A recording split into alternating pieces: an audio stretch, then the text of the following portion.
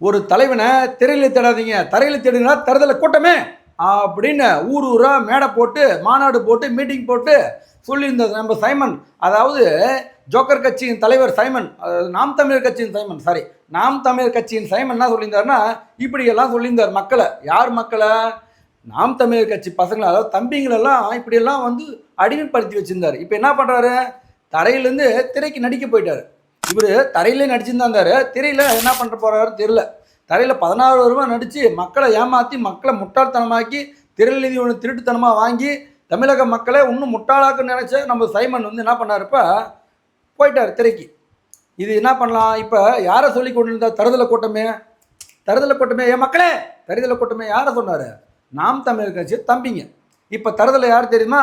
நாம் தமிழர் கட்சி தம்பிங்க. தற்கூரி யார் தெரியுமா? நாம் தமிழர் கட்சி தம்பிங்க. டுபாக்கூர் கட்சியின் தலைவர் யார் தெரியுமா? சைமன். நாம் தமிழர் கட்சி சைமன் யார் தெரியுமா? அவர் தான். இது தமிழகமே தெரியும். நீ ஒரு டுபாக்கூர், அதாவது பொலிட்டிஷியன் என்பதற்கு தகுதி இல்லாத ஒரு ஜோக்கர் கட்சி ஒன்று நடக்குதுன்னா அது நாம் தமிழர் கட்சி தான். இது யாரும் மறக்க முடியாது மக்களே. நன்றி, வணக்கம்.